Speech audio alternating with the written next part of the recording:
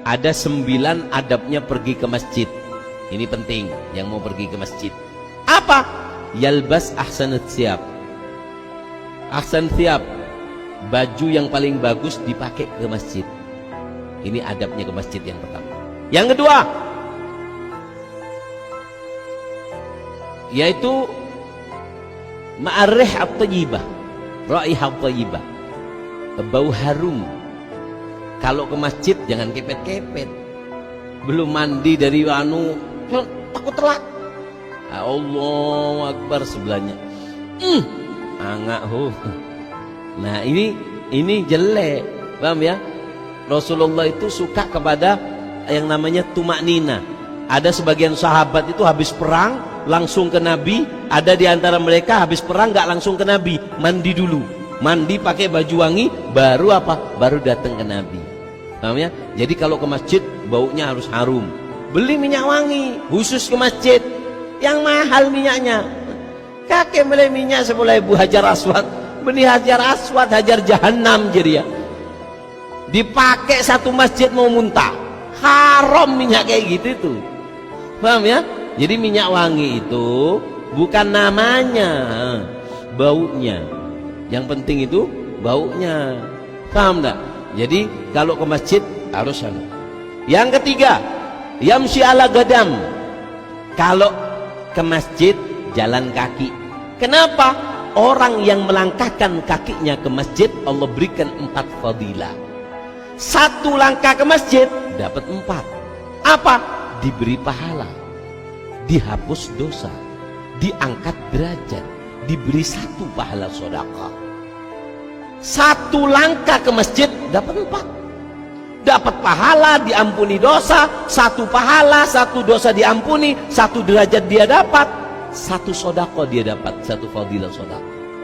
Makanya orang dulu kalau ke masjid jalannya kaki dan sunnahnya muter. Jadi kalau jalan sini pulangnya dari jalan yang lain. Kalau ada, kalau nggak ada ya kembali ke situ. Paham ya? Dan juga orang dulu kalau ke masjid mengecilkan jalannya gini. Di langkahnya diperkecil. Kenapa? Supaya dapat 4. 1 langkah dapat 4. Kalau langkah besar kan banyak, jadi kecil-kecil.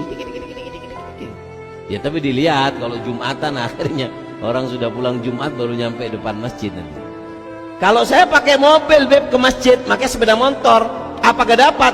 Fadlullah wasi'. Keagungan Allah itu luas. 1 langkah dapat 4, maka 1 putaran roda juga dapat 4. Kalau kamu pinter, rodanya masuk ke pemasok ke celot kan, jadi kan muter. Akhirnya masjidnya tutup, kamu tidak dapat apa-apa, habis bensinnya nanti. Paham ya? Itu kalau ke masjid. Nah, yang keempat, adabnya ke masjid. Doa, baca doa pergi ke masjid. Ya, baca doa. Nah, baca doa pergi ke masjid, doanya disertai dengan niat. Ya Allah, baca doa pergi ke masjid. Apa doa yang kamu bisa, walaupun maaf bismillah le bismillah. Nanti Allah saya niat pergi ke masjid, doa berserta niat. Yang kelima, apa? Yaitu adalah yatba'ul muadzin, ngikuti orang yang azan. Kita jalan ke masjid, kemudian di masjid ada orang azan, maka apa yang diadzankan kita ikuti. Allahu Akbar, Allahu Akbar, Allahu Akbar, Allahu Akbar, diikuti. Dan jangan berbicara di waktu azan. Penyebab mati dalam keadaan su'ul khotimah adalah berbicara ketika waktu azan. Apalagi bermaksiat waktu azan. Berbicara waktu azan itu menyebabkan mati dalam keadaan jelek. Ya?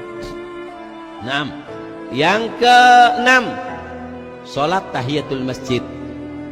Jadi kalau ke masjid nggak usah assalamualaikum, nah itu bukan rumahnya orang. Apa? Penghormatan kita masuk rumahnya orang, ngucap salam. Penghormatan kita ke masjid adalah dengan sholat tahiyatul masjid. Nggak nutut beb, kalau masih tahiyatul masjid nggak nutut. Maka apa?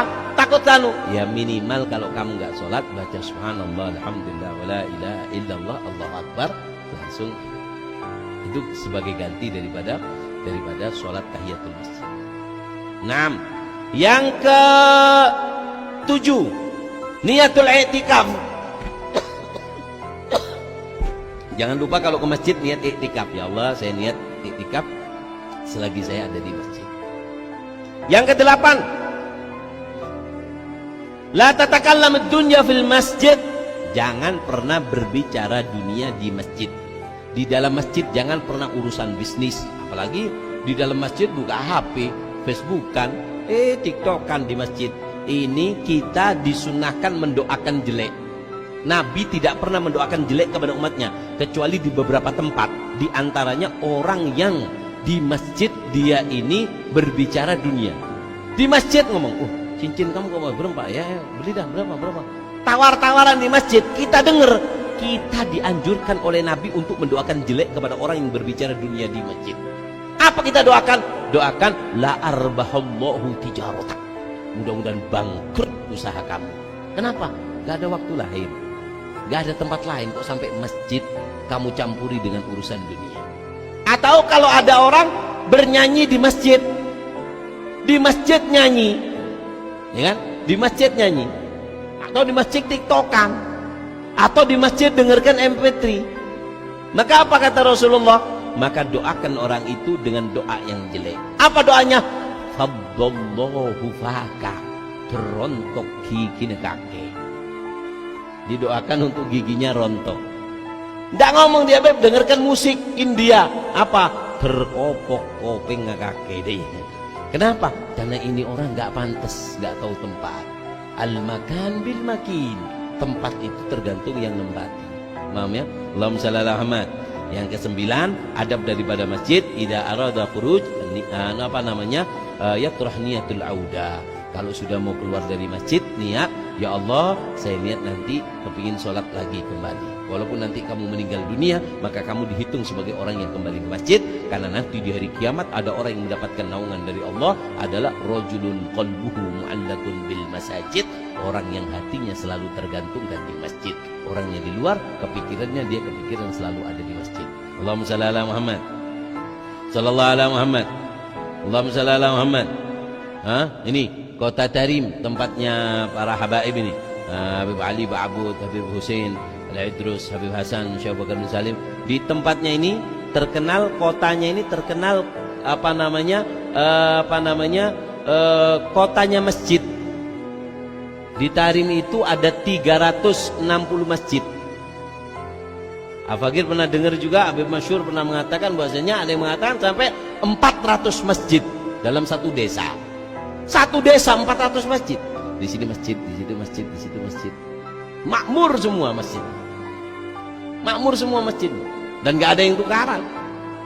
Allahumma shalli ala Muhammad. Allahumma shalli ala Muhammad. Paham ya?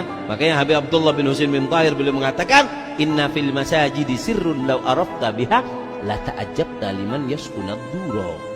Di masjid itu ada sebuah rahasia yang Allah simpan.